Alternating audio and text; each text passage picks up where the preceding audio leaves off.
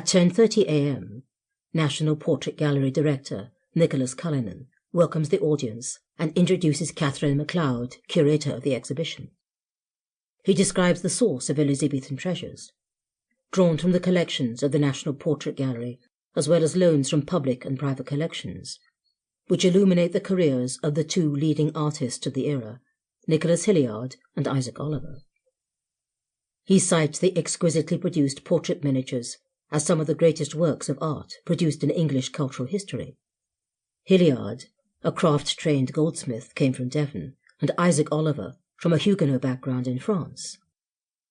In their time, compared with Michelangelo and Raphael, the pair gained international recognition.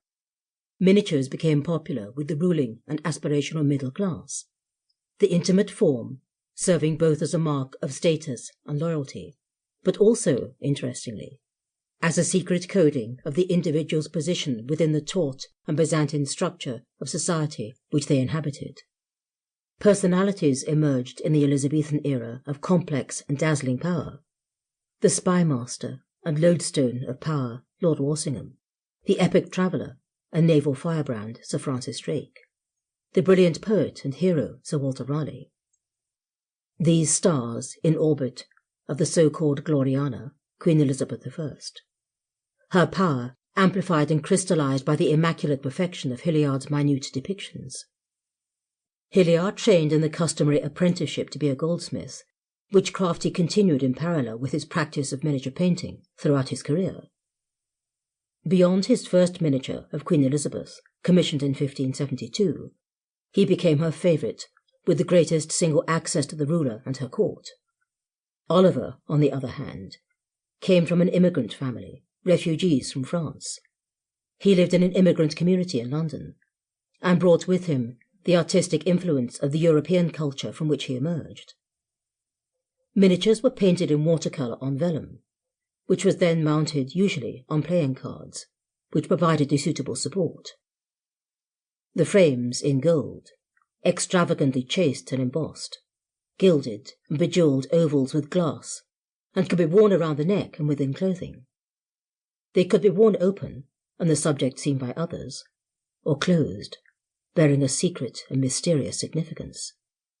They could figure as items of loyalty and bonding in the growing tradition of love lockets with promise and dedication. The very privacy and secrecy characterized the extraordinary complexity of Elizabethan society and culture, with its delight in imaginative fantasies and elaborate masks.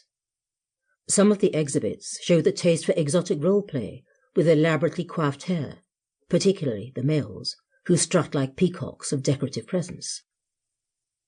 Hilliard enjoyed patronage of the highest order throughout his career. He was engaged in designed medals on objects of virtue used in diplomatic missions and charters.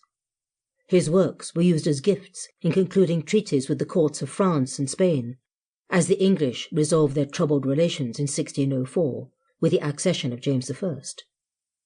Queen Elizabeth's portraits, with their web of laced ruffs and opulent ornaments, became not only icons but tools of power, as factors in documents and treatises. Hilliard understood how to apply his skills both in art and crafts with maximum and precise effect. The tendency of his treatment is flattering and smoothly enamelled surfaces, where Oliver's have an acute description, sometimes unflattering, of the personality with which he was faced. Consequently, in the competition between the two leading artists, Hilliard retained the essential favour and access from his royal patrons. To keep listening to this audiobook for free, click the link in the description. It will take you to a free Audible trial where you can listen to this and many other books for free for 30 days.